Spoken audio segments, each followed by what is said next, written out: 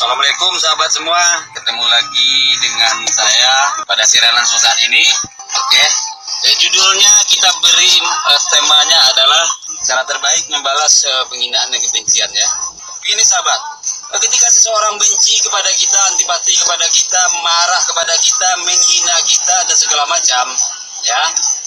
Banyak orang ketika orang melakukan hal demikian pada dirinya, maka dia membalas dengan hal yang sama. Bagi saya nilai orangnya sama. Dia ada nilai menurut saya. Ketika orang membenci kita, menghina kita, tidak sepaham dengan kita, lalu memburuk-burukkan kita, lalu balas pula. Kapan habisnya? Cara terbaik membalas penghinaan orang, kebencian orang, terutama penghinaan dulu. Cara terbaik adalah dengan berkarya. Ya, dengan berkarya sepenuh hati. Ya maaf, siaran rencana dari 10 menit lagi, akhirnya saya telat karena ada telepon tadi. Ada telepon yang mesti saya angkat. Jadi cara terbaik membalas penghinaan orang adalah diam lalu lakukan fokus pada diri untuk menaikkan taraf kehidupan kita. Hanya itu cara terbaik. Ketika sahabat semua terpengaruh dan membalas kebencian dengan kebencian, membalaskan penghinaan dengan penghinaan, membalas makian dengan makian, itu tidak ada habisnya. Sehingga fokus yang harus sahabat gunakan untuk kehidupan banyak terabaikan, banyak terbuang percuma. Ingat, kita belajar kepada masa lalu, kita belajar kepada yang sudah-sudah. Alam berkembang menjadi guru. Mana yang sudah-sudah? Jangankan kita manusia biasa, sedangkan para nabi-nabi saja. Para nabi-nabi dia lebih fokus kepada orang yang mau diajak, bukan pada orang yang benci dia, yang menghina dia. Kepada yang menghina dia, Nabi Muhammad tak pernah membenci dan membalas dengan menghina, ya kan? Nabi kita fokus kepada cita-citanya, kepada perintah yang Allah berikan. Coba kalau Nabi kita fokus, jangan tak perlu jauh-jauh. Nabi kita fokus kepada pamannya saja, paman yang juga sayang sama dia. Siapa nama pamannya kalau tidak salah? Abdul Muthalib. Lalu habislah hari Nabi kepada pamannya itu, sementara yang lain terabaikan. Ya, umat yang lain terabaikan. Jadi begitu. Nah, kita juga harus meniru begitu, meniru cara-cara itu. Jadi ketika orang menghina kita atau tidak sepaham dengan kita, atau mungkin kita membawa aliran yang mereka tolak, nggak ada bedanya dengan Nabi kita. Nabi-nabi lain juga begitu, ya. Kalau andai Nabi Nuh fokus pada anak dan istrinya, kapal nggak jadi terbuat. Nggak ada manusia setelah itu lagi, karena sudah tenggelamkan semua. Alhamdulillah ada Nabi Nuh yang membangun kapal yang di saat. Jadi begini, tidak ada bedanya. Ketika Nabi Nuh di zaman musim kering tinggal di daerah perbukitan, lalu berinisiatif karena diperintahkan Tuhannya, berinisiatif membangun kapal. Nah, ya tentu saja orang-orang akan cemoohkan, orang-orang akan hina. Jangankan orang-orang, anak dan istrinya pun begitu, sehingga tidak mengikuti beliau. Nah, coba Nabi Nuh itu fokus kepada istri dan orang-orang yang membenci dia, orang yang mengetawakan dia, orang yang menghina dia, orang yang mempertuhankan pikirannya. Apa jadinya? Kita ini mungkin tidak ada sudah, ya. Kita ini mungkin tidak ada, karena Nabi Nuh gak mungkin fokus membuat kapal untuk menyelamatkan umat yang mau mengikuti dia. Jadi demikian saudaraku. Jadi ketika ada yang menghina kita, ketika ada yang tidak setuju dengan apa yang kita pahami, membuli kita segala macam, satu cara adalah jangan membalas penghinaannya. Itu bodoh. Satu-satu cara adalah dengan fokus kepada cita-cita kita. Fokus kalau kita seorang pengusaha, kita fokus pada usaha kita, cari uang yang banyak.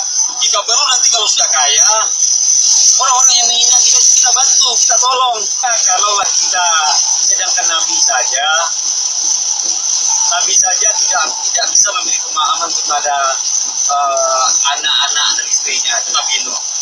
Nabi Muhammad saja tidak bisa membuka hati pamannya, padahal pamannya sayang pada dia, ya kan? Apalagi kita memang manusia biasa. Lalu sudahlah kita manusia biasa, kita balas pula dengan menghina-hina, bodohnya. Jadi jika ingin keluar dari penghinaan, diam, lalu fokus pada usaha. Apa usaha kita? Ya, fokus pada gerakan kita. Itu yang disebut dan bersabarlah, itu yang disebut. Kamu boleh membalas dengan hal yang serupa, tapi bersabar lebih baik bagimu. Maknanya apa? Kamu akan ditinggikan. Ketika kamu bersabar, kamu tidak fokus membalas penghinaan orang. Kamu akhirnya fokus pada usahamu. Kamu memaafkan orang itu. Dan Allah akan naikkan derajatmu, menaikkan kehidupanmu. Tenang saja. Semua ada kalkulasinya. Begitu juga dengan kebencian. Penghinaan, kebencian. Kebencian tidak ada lain, membalasnya adalah tuan-tuan harus sukses. Ya, tuan-tuan semua harus sukses. Siapapun tuan-tuan, mau tuan-tuan yang benci saya atau tuan-tuan yang sayang saya, sama bagi saya. Sukseslah tuan-tuan. Sehingga karena tuan-tuan sukses, nggak ada waktu bagi tuan-tuan untuk menghina orang. Karena Tuhan sudah disibukkan oleh kesuksesan tuan-tuan. Atau tuan-tuan telah disibukkan dengan menolong saudara-saudara tuan, adik-adik tuan, kakak-kakak tuan untuk bangkit pula meniru jalan tuan-tuan yang telah sukses. Nah, itu cara terbaik mensiasati debat usil, mensiasati penghinaan, mensiasati kebencian, dan ucapkan dalam hati, kebencian telah lama hilang dalam hatiku. Jika aku tidak suka, aku diam. Ini adalah kata-kataku. Nanti suatu saat kapan saja mendengar atau membaca tulisan seperti itu berasalnya dari saya, Beni Budaya. Artinya apa? Jika berasal dari saya, pakai itu. Boleh aku itu kata-kata sendiri. Ingat, kebencian telah lama hilang pada diriku. Jika aku tidak suka, aku diam. Diam bagaimana? Diam menggerutu? Tidak. Jika kebencian telah hilang, gerutu tidak ada. Begitu cara menyikapinya, kawan-kawan. Dinda Eko Bando lagi di Kudus. Alhamdulillah. Tampaknya ada pertemuan dengan anak sekolah ya. Iya, ini abang juga lagi memandu mobil di jalan tol ini. Hujan sangat deras, ini jalan tak kelihatan.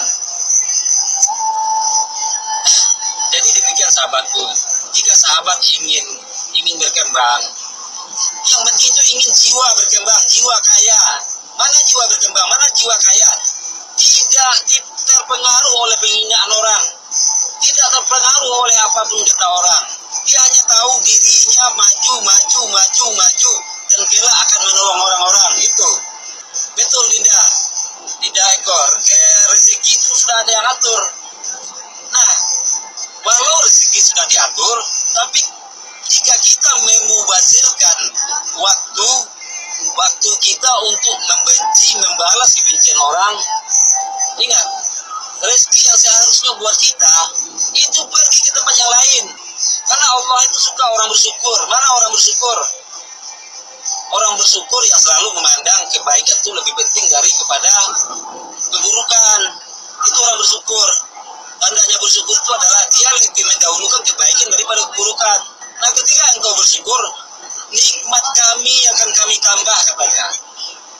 Tapi jika kamu tidak bersyukur, inna ada bila sadid, sesungguhnya azab kami sangat pedih. Bersyukurlah, hati kamu menjadi lapang. Ketika hati lapang, pikiranmu menjadi terang. Ketika pikiranmu terang, celah kehidupan, celah rezeki kamu melihat dengan jelas. Nah, ketika melihat jelas celah-celah mencari rezeki, sudah, tentu apa yang engkau upayakan lebih cepat tercapai. Tapi coba hatimu kalau kebencian, marah, kesal, sakit hati dengan orang, karena dihina orang, nggak terima saya.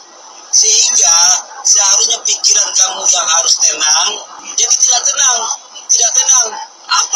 Apa yang bisa kamu pikirkan? Kecuali kemarahan, kecuali juga membalas penghinaan. Nah, itu. Jadi ingat, bahwa rezeki itu sudah telah diatur sama Allah. Tapi walaupun rezeki itu sebenarnya sudah dipantulkan buat kita, itu bisa terlewati. Karena ingat, karena Allah diganti lagi dengan takdir terbarunya. Nah, takdir terbaru itu apa penyebabnya? Perilaku kita. Nah, jangan main-main. Perilaku kita bisa merubah takdir yang seharusnya rezeki buat kita menjadi bukan buat kita. Dan saya yakin juga ketika saya siaran ulang begini, siaran langsung ini, banyak tetap yang nggak suka karena merasa tersindir lah atau apa-apa. Tapi itu pelajaran buat kita.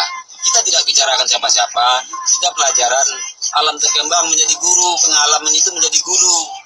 Apa yang terjadi sama orang, diri kita, sama apapun, ambil itu hikmahnya. Baca, lihat, amati, dan lihatlah dengan menyebut nama Tuhanmu. Jadi amati, sebut, lihat dengan menyebut nama Tuhanmu, sehingga hikmah yang keluar. Bukan dengan kemarahan, bukan dengan nafsumu. Kalau nafsumu yang bicara, ketika orang menghina kamu, kamu akan membalas menghina lebih. Banyak kan kita dengar perkataan orang, dan bangga pula. Saya orang kalau baik pada saya akan lebih baik. Tapi ketika orang jahat sama saya berkali lipat lebih jahat.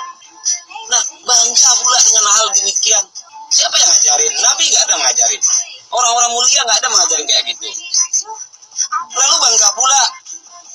Kalau saya sebagai muslim, saya ucapkan astagfirullahaladzim. Banyak kita teman, sahabat, saudara, semua cakap begitu. Jika kamu baik, jika orang baik pada saya jauh lebih baik. Tapi jika orang itu jahat sama saya jauh lebih jahat.